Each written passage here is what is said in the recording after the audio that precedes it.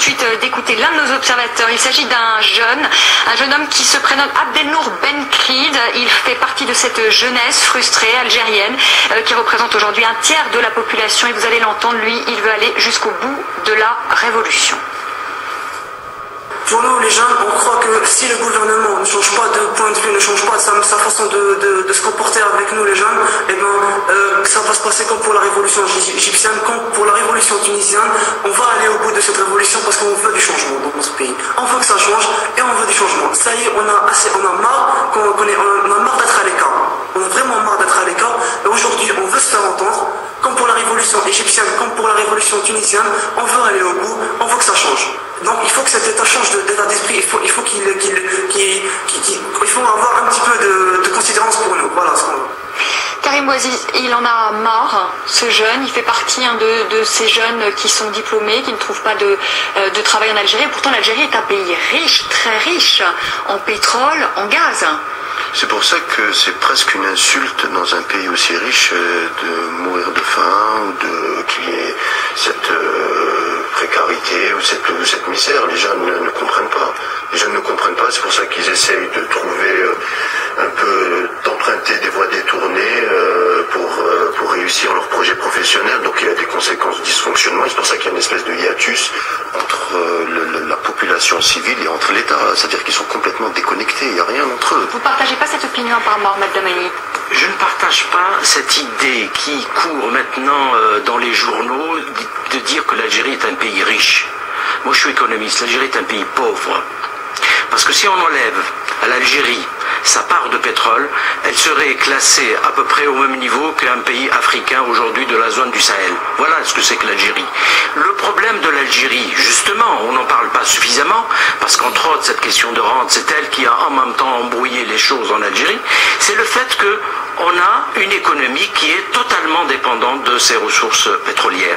Est-ce que vous imaginez un pays dont les ressources extérieures dépendent à 98% des hydrocarbures? L'Arabie Saoudite, premier pays producteur, première réserve, n'a que 88%. C'est dire qu'en fait, la question c'est qu'en fait, toutes les politiques économiques qui ont été menées depuis l'indépendance à ce jour n'ont fait qu'aggraver cette situation-là. L'Algérie dépend du pétrole, l'Algérie dépend pour manger des importations.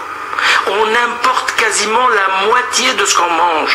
6 milliards de dollars par an, les importations alimentaires.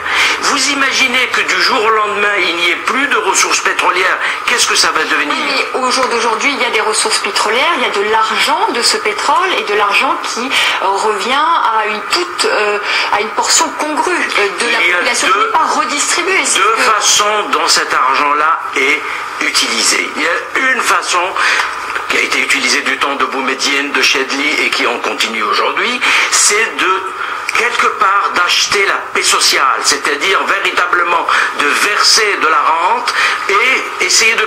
D'ailleurs, les dernières mesures annoncées par le gouvernement ne sont rien d'autre que de dire nous allons effectivement ressoutenir les prix, nous allons donner des logements et ainsi de suite. Ça veut dire quoi? Nous allons utiliser la rente pour calmer la rue. Ça, c'est la première utilisation. La deuxième utilisation, et beaucoup d'Algériens, ou la majorité d'Algériens ne savent pas du tout qu'est-ce que ces ressources, qu'est-ce qu'on en fait de ces ressources-là, c'est le détournement de cet argent-là par, effectivement, des clans qui sont actuellement au pouvoir et qui détournent une bonne partie de cet argent-là et qui, malheureusement, voilà le gros problème, c'est qu'ils n'investissent même pas dans le pays. Il est réexporté à l'étranger. Voilà les véritables questions. Je vais vous redonner la parole tout de suite, Youssef Merouf, mais je voudrais qu'on retrouve, parce que sinon on va perdre la ligne, notre correspondant Ahmed Tazir qui est à Alger. Ahmed, c'est votre reportage qu'on a vu au début de ce débat. Ahmed, est-ce que vous sentez le vent de la révolte souffler sur l'Algérie? Est-ce que vous pensez que ça peut prendre comme ça a pris en Tunisie ou encore en Égypte? Écoutez, nous étions, notre équipe, place du 1er mai à Alger ce samedi 12 février, jour de la manifestation pour le changement de système. Si le nombre des manifestants a été très largement sous-estimé par les autorités, le ministère algérien de l'Intérieur avait annoncé le nombre de 250 personnes seulement, on pouvait dire, nous journalistes, que ce nombre approchait plutôt les 3000 personnes. C'est beaucoup pour un premier coup d'essai, mais c'est très peu pour parler d'une révolte populaire. En gros, il y a qui dans cette coordination pour le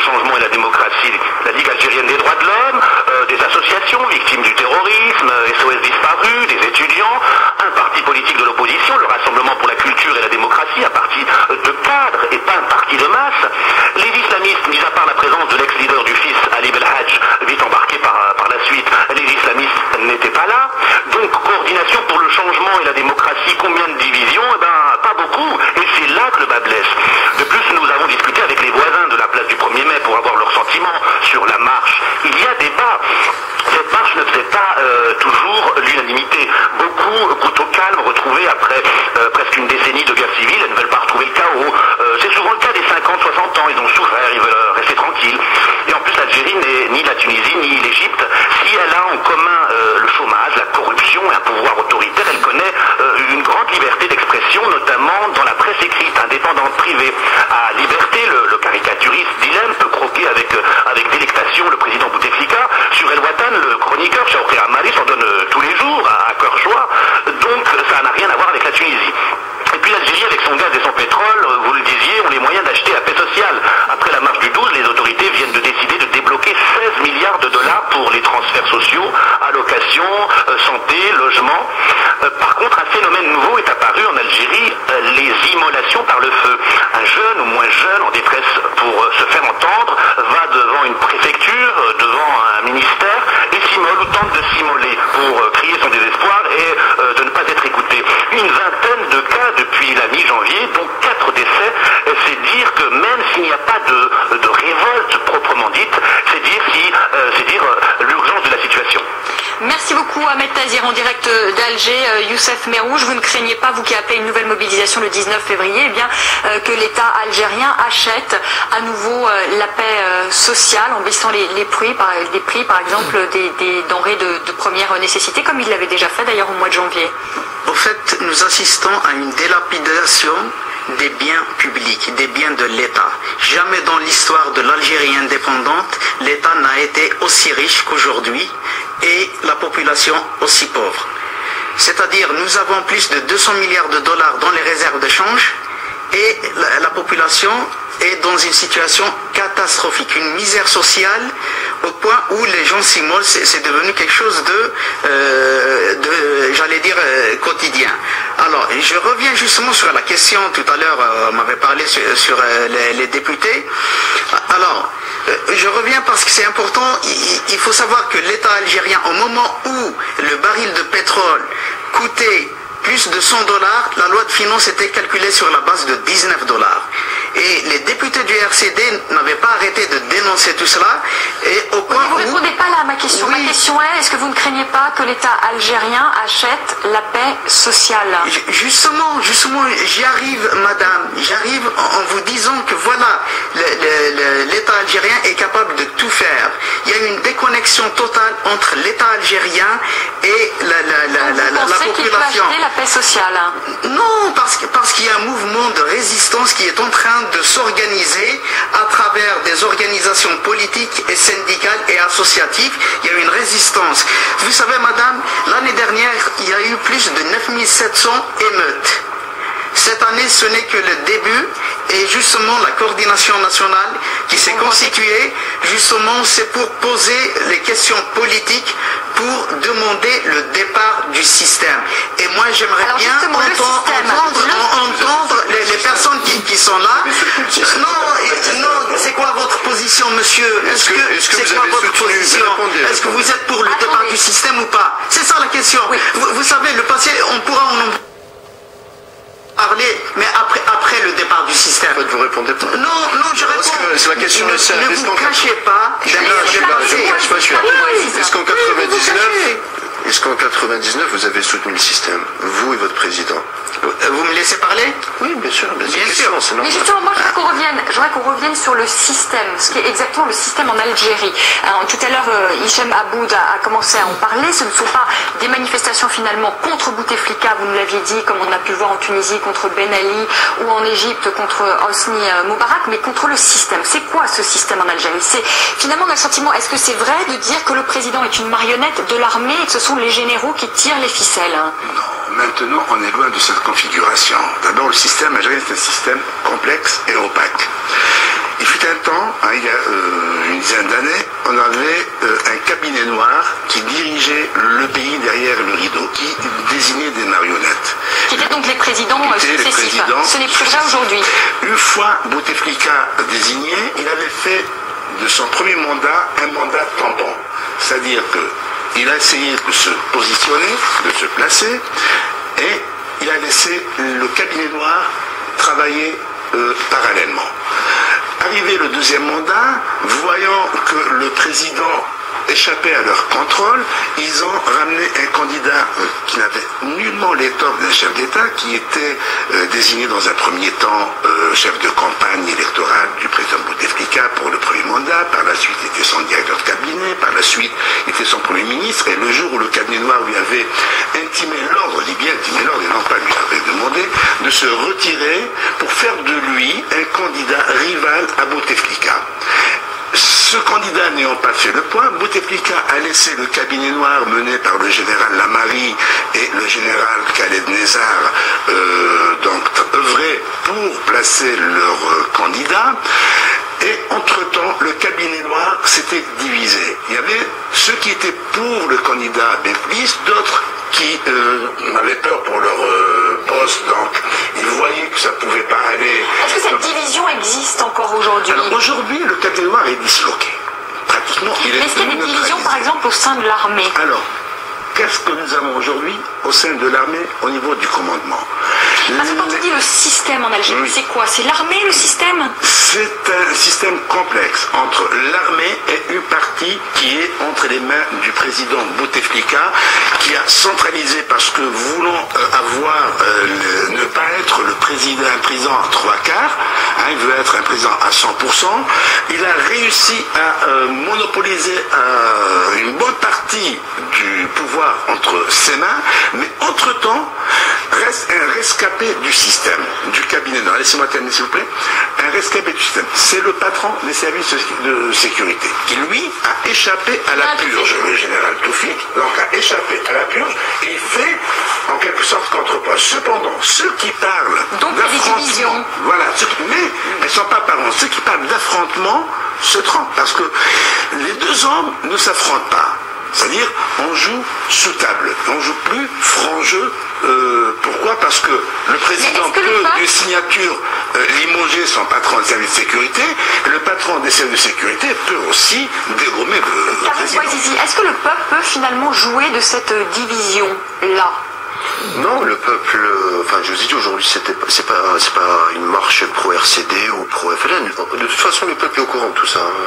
Ils connaissent bien les luttes intestines, ils sont au courant. Justement, aujourd'hui, ils veulent sortir de ça, ils veulent exister pour eux. C'est-à-dire que les revendications sociales qu'on a vues il y a 2 jours, c'est pour sortir de ces luttes traditionnelles parce qu'il y en a marre. Ils ont échoué, tout le monde a échoué. En Tunisie, on voit que l'armée a soutenu finalement a soutenu les manifestants. En Tunisie, finalement, l'armée au final a aussi soutenu les manifestants. Elle a mis un peu du temps à prendre position, mais elle a soutenu les manifestants. Est-ce qu'on peut imaginer, Ahmed Damani, que l'armée prenne position en faveur du peuple algérien? Je pense que l'armée algérienne est l'otage de ses responsables. L'institution militaire est otage aujourd'hui de ces responsables qui véritablement l'utilisent pour asseoir leur pouvoir et faire effectivement de l'Algérie ce pays-là où on va évidemment dilapider, prendre et ainsi de suite. Je pense que la question essentielle qui se pose aujourd'hui, au vu de la façon dont a évolué l'armée algérienne, c'est de dire est-ce qu'au sein de cette armée, les jeunes officiers qui justement n'ont pas connu l'histoire de la guerre de libération nationale, donc qui ont été formés, qui ont eu des formations dans les écoles militaires, soit en URSS, soit en France, soit aux États-Unis. Est-ce que ces jeunes officiers qui ont aujourd'hui, certains d'entre eux qui ont même le grade de général, aujourd'hui, et je sais qu'il y en a, qui sont parmi eux des patriotes, c'est-à-dire qui voient l'Algérie aller au chaos, aller à l'abîme, et qui peuvent dire à un moment donné, arrêtons tout cela. Arrêtons tout cela parce qu'il y a la possibilité d'avoir une Algérie autre que celle-là. C'est-à-dire une Algérie qui ne voit pas ses enfants soit prendre des embarcations et aller véritablement se faire noyer, ou alors s'immoler. Je pense qu'il y a, et moi, si je peux me permettre, j'utiliserai, parce qu'on l'a fait dans notre appel, un appel de 4 intellectuels algériens, d'appeler les patriotes. On a dit les patriotes où qu'ils sont. Donc, en réalité, appeler cette fraction donc de l'armée, ces jeunes officiers, de véritablement s'affirmer et de dire il y en a marre, effectivement l'Algérie va à l'abîme, l'Algérie va au chaos, arrêtons le massacre, faisons en sorte qu'effectivement l'Algérie qui est capable de faire vivre non pas 35 millions, mais l'Algérie est capable de faire vivre 70 millions. Mais encore faut-il qu'il y ait véritablement autre chose que ce qu'on a actuellement, c'est-à-dire un projet dans lequel les Algériens non seulement se retrouvent, mais en même temps retrouvent quelque chose qui leur permette de vivre. Voilà la véritable question, elle est là. Youssef Merrouche, est-ce que vous pensez que ces dizaines d'officiers dont parle Ahmed Dahmani pourraient un jour vous rejoindre? Ben, je ne suis pas là pour parler de ça parce qu'il va falloir quand même attendre et tout dépendra de la portée de la contestation. Si vous voulez, en ce moment en Algérie, il y a une mobilisation qui est en train de se faire. Elle est en train de se faire sur un certain nombre de revendications qui sont claires. La levée de l'état d'urgence immédiatement, la libération des émeutiers, la liberté d'expression et le droit de passer dans les médias publics. Parce que bon, il y a certains journaux privés, certes, où on peut lire certaines choses, il y a une certaine liberté, mais il va falloir... Non, si vous permettez, je termine. Savez-vous, madame, que depuis une dizaine d'années, Saïd Sadi, qui est président du RCD et député d'Alger, n'est jamais passé à la télévision algérienne ni à la radio publique. Mais ça fait 10 ans, donc il n'y a pas de liberté ni d'expression ni d'organisation. Non, vous êtes en train de faire le jeu du pouvoir, arrêtons. Là, il y a des revendications bien précises. Pardon?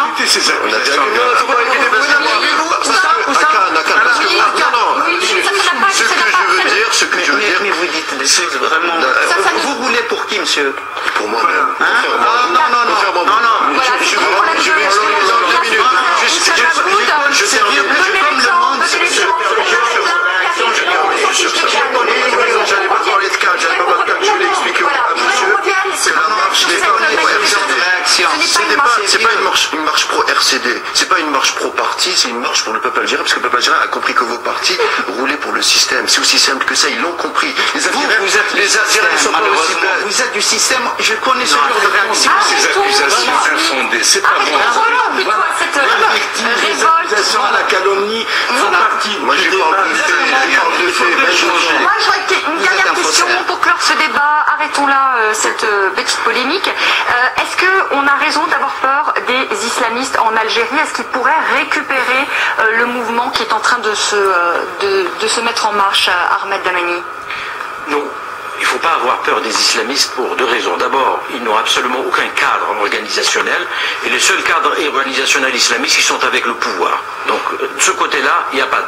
La deuxième chose, elle est due au fait que les islamistes sont restés encore, de ce qu'on connaît dans leur discours, ils sont encore dans les années 90. Or, la société algérienne a changé. Il y a des mutations profondes. Il y a une jeunesse qui aspire à vivre. Il y a une jeunesse tellement qui a envie de vivre et qui voit aujourd'hui, grâce notamment aux nouvelles technologies de l'information et de la communication, qui ont vécu comme les autres jeunes dans le monde. Et donc, par conséquent, le discours islamiste qu'on avait dans les années 90, je suis persuadé, n'est plus du tout en phase. Hicham Aboud, 10 secondes pour chacun. Vous pensez qu'on va peut-être basculer vers une révolution en Algérie? Est-ce que vous pensez, en tout cas dans l'immédiat, ou vous pensez que ça sera un peu plus tard?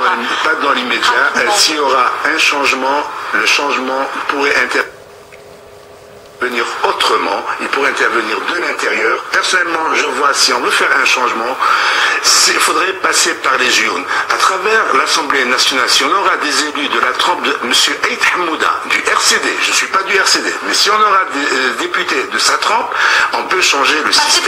Par des élections, Karim Bouaziz, un dernier mot. Vous êtes jeune, vous êtes algérien, vous pensez que cette révolte va aboutir rapidement? Pas encore, mais je pense que le pouvoir va jeter du lest par rapport à ses réserves de devises. Youssef Merrouche, un mot. Il va falloir arrêter avec les coups d'État, la fraude électorale, la corruption et la misère sociale, donc aller vers des élections libres et démocratiques avec une surveillance internationale. Voilà. Bon, Ahmed Dahmani n'est pas d'accord, malheureusement, on n'a plus le temps. On aura peut-être l'occasion de refaire un autre débat. La démocratie, ça peut pas être que des élections. On est obligé, malheureusement, de rendre l'antenne.